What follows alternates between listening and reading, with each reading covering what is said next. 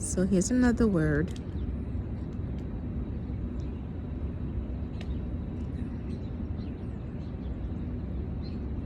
I'm sorry, I'm just like, oh man. So, yeah. I am currently standing and waiting for my kingdom spouse, right? So for the past almost 2 years, I've been believing and trusting God when He said that a certain someone was my kingdom spouse. And although I've known it for a while, for almost 2 years, it's been hard. Like, it's been really, really hard. So what do you do when you know who your kingdom spouse is? And you're still waiting and standing on God's promises, and you don't know when He's going to bring it all together. You just believing that He's going to bring it all together, right? So we were actually in a relationship, and it was the best relationship I've ever had, because there was no trauma. It was an honest and open relationship. There was no yelling, no screaming, no cussing each other out. There was no belittling, name calling. There was none of that in this relationship. And when God had us separate, I was super confused, because I was like, Lord, you said what you said, and I know I heard you correctly. So what do you do when you're standing still for your promise, and it's been over 1.5 years? You know what I've been doing? Still standing. Many times I wanted to go on dating sites just for conversations, like just to have a conversation with somebody other than my children. And God was like, no. And I was like, but why? And here's the thing. When you know who your kingdom spouse is, and God has revealed that person to you over and over and over and over again, and you know without a shadow of a doubt that this person is your kingdom spouse, and you decide to get on a dating site, you're delaying your own process. Not only are you delaying your process, you're delaying somebody else's kingdom spouse to be found, because you're entertaining a counterfeit. Sounds crazy, doesn't it? Like, it kind of feels like you're cheating on your spouse, because that's how God allowed me to feel. Like, I was like, I'm just gonna be talking to the person, and God was like, oh, you mean cheating on your spouse? Cheating? We're not even together, right? So yeah, so as many times as I wanted to entertain a different person or another person, or wanted to have conversations, go on a date, God was like, block, we're not doing that, because you already know who your kingdom spouse is.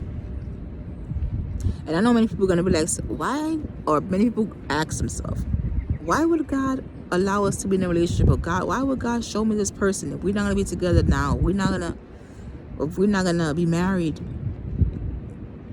And the answer to that question is, you needed hope. You needed to believe. You need to see that it actually existed, that it's out there. but you guys were not ready to join together because there are things you need to work on yourself, and there are things that that person needs to work in themselves before God brings you back together. And that may be a hard pill to swallow, right? Like, oh man, so we got to keep waiting and waiting and waiting and waiting. Here's the thing. The more you procrastinate and the more you don't do what God's telling you to do for yourself, whether that's your health, putting things in order, your finances in order, your home in order, you know, your health in order, your children in order, whatever it is that writing a book, because that was my thing. I was like, you need to write a book, you need to write a book. And I was like, what am I gonna write about? So I delayed my process a lot, you know, and God would take me from one thing to the next. So like, write a book, write another book, get yourself healthy, go to the doctor, go back to the gym, go to the dentist, find out what's going on with your AIC numbers, you know, the diabetic numbers, glucose numbers, whatever. Get your eyes fixed. So I had what's called Graves' disease, and it's a thyroid disorder. So I had a thyroidectomy. See, I have a scar here.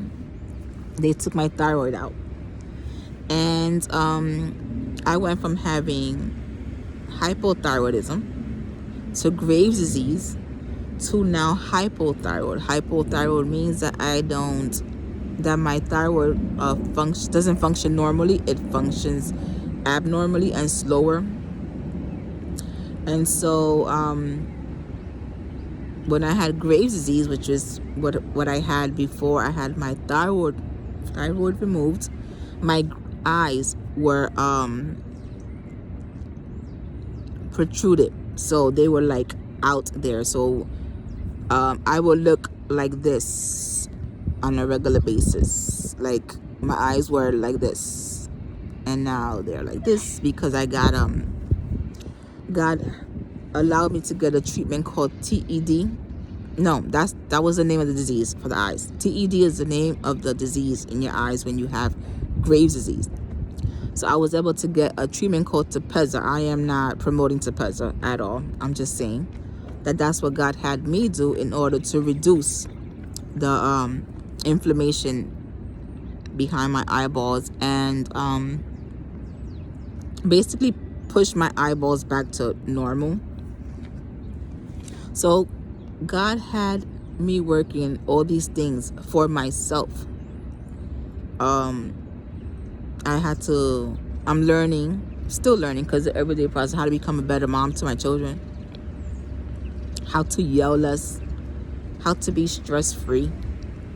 You know, so I'm still learning, and I'm still in a space where I'm working on myself so I can be a better mate and a better wife to my husband to be. And so when I was procrastinating, I was really delaying the process of God bringing us together. And I'm sure there are things that he's working on him with that we don't speak about. At this point, we speak maybe like once every 2 weeks. Like, there's no communication. And if it's communication is very, very like this. But I'm still trusting God and believing God, and he is not a liar.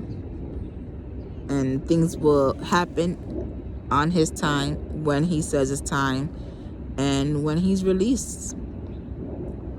So if God showed you who your husband is, if y'all were in a relationship and God separated you guys, know it's for the better.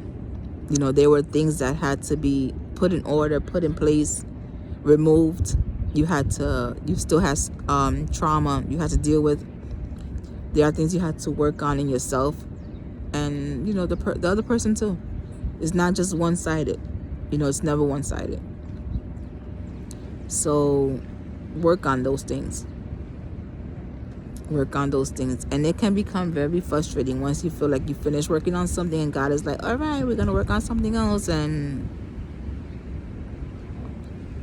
you know, so many times I thought, this is it. We're going to get back together. And God was like, psych, not quite yet. And yeah, so if you're in that space, I got you. I know what it feels like.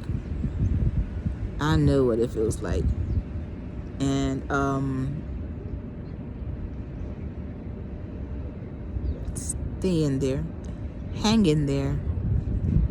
Don't move from your post. The worst thing you can do is delay the process longer. The worst thing you can do is be disobedient when God says to do something. He's not telling you to do something for no reason. There's always a reason behind what he's having you do. And it could sound like the most dumbest thing. Like, you want me to do what? And it could sound dumb. It could sound foolish. But guess what? If he told you to do it, do it. Because there's a reason behind it. You know? The other day I was saying, oh man, I need to go get my eyebrows done. I haven't gotten these eyebrows done. Yeah, let me show y'all. I haven't done my eyebrows in forever. And I've been feeling like, oh man, maybe I need to go get my eyebrows done. So maybe that's just me. Who knows? But I'm going to get my eyebrows done because I'm out here looking real crazy. Real crazy. So yeah, so that's just the word of encouragement for today. If God is telling you to do something, please be obedient and do the thing. So you can bring you closer to what it is that you want. And if you are following Christ, that means that your desires are his desires because he put his desires inside of you. That is all. I will talk to you guys later.